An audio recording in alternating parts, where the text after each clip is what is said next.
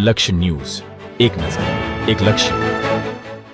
ડભોઈ નગરપાલિકા દ્વારા હવે નગરની જનતા વિકાસના કાર્યોથી માહિતગાર થાય તે હેતુ સાથે ડભોઈ ધારાસભ્ય શૈલેષભાઈ મહેતાના માર્ગદર્શન સાથે પ્રમુખ બિરેન શાહ દ્વારા હવે નગરની જનતાને સાથે રાખી પહેલા વિકાસ કાર્યોની ચર્ચા બાદ વિકાસ થઈ રહેલા સ્થળોની મુલાકાત લેવા માટેના નિર્ણય ડભોઈને દર્ભાવતી બનાવવાના મક્કમ નિર્ધારને પુરાવાર કરી રહ્યા છે.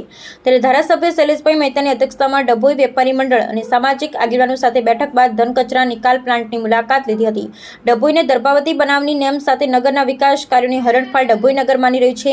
તેવામાં હવે નગરના જનતા શું વિચારે છે અને જનતાના વિચારોની આપલે કરવા હેતુ ડભોઈ નગરપાલિકાની નવી પહેલ સામે આવી છે. પહેલના ભાગરૂપે ડભોઈ વેપારી મંડળના સભ્યો તેમજ નગર આગેવાનો સાથે ડભોઈ નગરપાલિકામાં પ્રથમ બેઠક ધારાસભ્ય શૈલેષભાઈ મહેતાના અધ્યક્ષતામાં મળી, જેમાં નગરના વિકાસ અંગે ચર્ચા થઈ. નગરના અનેક વિકાસ કાર્યો ચાલી રહ્યા છે તે વિકાસ કામોનું વિસ્તૃત માર્ગદર્શન પ્રમુખ બિરેન શાહ દ્વારા આપવામાં આવ્યું. સાથે સાથે નગરના વિકાસમાં કોઈ સૂચન હોય તે પણ ગ્રાહ્ય રાખ્યા હતા.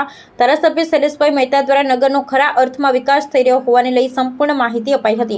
તો અંતે વેપારી મંડળ સાથે ધારાસભ્ય શૈલેષભાઈ મહેતા પાલિકા સભ્ય ઢાલનગર વસાહત ખાતે આવેલા ધન કચરા નિકાલ પ્લાન્ટની મુલાકાત લીધી.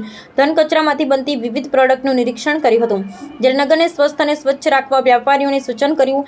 કચરો એકત્ર કરી પાલિકાના ડોર ટુ ડોરમાં આપો જેથી તેનો નિકાલ યોગ્ય રીતે થાય, નગર સ્વચ્છ રહે. આ પ્રસંગે વેપારી મંડળ પ્રમુખ ભૂપેન્દ્ર જૈન, ભાજપ શહેર પ્રમુખ દીક્ષિત દવે, મહેશભાઈ પરમાર, પાલિકા પ્રમુખ બિરેન શાહ, વિશાલ શાહ સહિત પાલિકા સભ્ય નગર આગેવાનો મોટી સંખ્યામાં હાજર રહ્યા. સરકારશ્રીની જે સ્વચ્છ ભારત મિશન 2.0ની જે યોજના હતી એ અંતર્ગત આપણે ડભોઈ નગરપાલિકા ખાતે સંપૂર્ણપણે નેટ ઝીરો વેસ્ટ કેવી રીતે કરવું એ જે પ્રોજેક્ટ છે એ આપણે ગુજરાતનો સૌથી પહેલો પ્રોજેક્ટ આપણે ડભોઈ ખાતે સ્થાપિત કર્યો છે કે જેની અંદર જે કચરો આવે છે એના સંપૂર્ણ કમ્પોઝિશનની અંદરથી એક એક ઘટક છૂટા પાડી અને એના પ્લાસ્ટિકનું કન્વર્ટ કરી અને એને વેલ્થની અંદર કન્વર્ટ કરવા માટે ગ્રેન્યુઅલ બનાવીએ છીએ, દાણા બનાવીએ છીએ.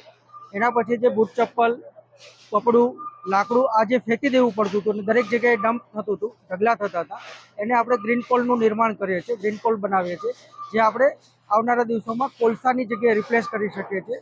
અને સરકારે પણ આ બાબતની પોલિસી આપેલી છે કે જે 5 થી 10% ફરજિયાતપણે ઉપયોગ કરવો. તેમજ ખાતર, જે આધુનિક પદ્ધતિ જે વિન્ડ્રો કમ્પોસ્ટિંગની પદ્ધતિ છે એના દ્વારા આપણે ખાતર બનાવીએ છીએ. આમ જે કચરો આપણી પાસે આવતો હતો મિક્સ ફોર્મેશનમાં, એમાંથી દરેકે દરેક ઘટકને આપણે છૂટા પાડી અને આદરણીય પ્રધાનમંત્રી સાહેબને આદરણીય આપણા સાહેબશ્રીનું જે માર્ગદર્શન છે એ પ્રમાણે આપણે એને વેલ્થની અંદર સંપૂર્ણપણે કન્વર્ટ કરી રહ્યા છીએ. આ આખા પ્રોજેક્ટનો જે અમને સંપૂર્ણ માર્ગદર્શન સાહેબે અમને સૌથી પહેલા દિવસે આપેલું કે ભાઈ આપણે ડભોઈ ખાતે શ્રેષ્ઠ પ્રોજેક્ટ બનાવવો છે અને અમે દિવસ રાત મહેનત કરી આ વધીને 7 થી 8 મહિનામાં કમ્પ્લીટ પ્રોજેક્ટ પૂરો કરી દીધો છે. ડભોઈ નગરપાલિકા દ્વારા ઝીરો વેસ્ટ પોલિસી જે આપણા વડાપ્રધાન નરેન્દ્રભાઈ મોદીની છે અને વેસ્ટમાંથી વેલ્થ એટલે કે કચરામાંથી કંચન બનાવવાનું, એનો કદાચ નગરપાલિકાઓમાં મધ્ય ગુજરાતમાં પહેલો પ્રોજેક્ટ હશે કે કચરો અહીંયા લાવવામાં આવે છે. કચરામાંથી અલગ અલગ કારણ કાઢીને એમાંથી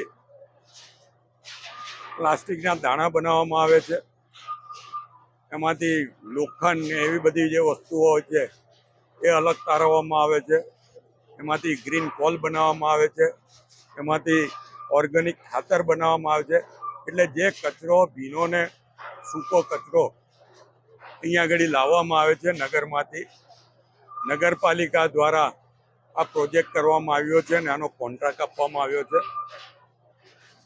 650 રૂપિયા ટન આ કચરો કોન્ટ્રાક્ટર ખરીદે છે, નગરપાલિકાને 650 રૂપિયા ટને આપે છે.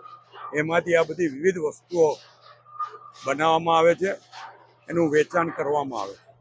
પણ મુખ્ય હેતુ આમાં સ્વચ્છ ભારત મિશન જે મુખ્યમંત્રી વડાપ્રધાનનું જે સપનું છે એને સાકાર કરવાના ભાગરૂપે દર્ભાવતી નગરી આગળ વધી રહી છે અને એના ભાગરૂપે આ પ્રોજેક્ટ અહીંયા આગળ સ્થાપવામાં આવ્યો છે. આજે આનું નિરીક્ષણ કરવા માટે મારી સાથે દર્ભાવતી નગરીના વેપારી મંડળના સભ્યો, સિનિયર સિટીઝન વગેરે પણ આવ્યા છે કે જેથી એમને પણ ખ્યાલ આવે અને એ જઈને નગરના નાગરિકોને જાગૃત કરે કે કચરો આપણે ગમે ત્યાં ના નાખીએ, ડસ્ટબિનમાં નાખીએ, ડોર ટુ ડોર ગાડીમાં નાખવામાં આવે અને એને અહીંયા આગળ લાવવાથી આ કચરામાંથી જે વિવિધ પ્રોડક્ટો ઊભી થાય છે એનાથી પણ આ આવકનો અને રિસાયકલિંગમાં આનો ઉપયોગ થઈ શકે.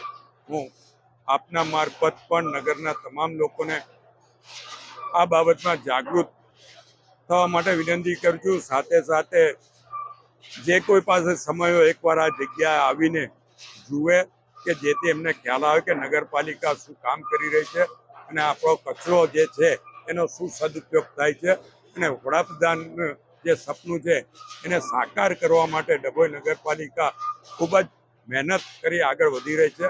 આમાંથી પ્રેરણા લઈને તમામ બીજી નગરપાલિકાઓ પણ આવા પ્રોજેક્ટ કરશે એવી અપેક્ષા રાખું.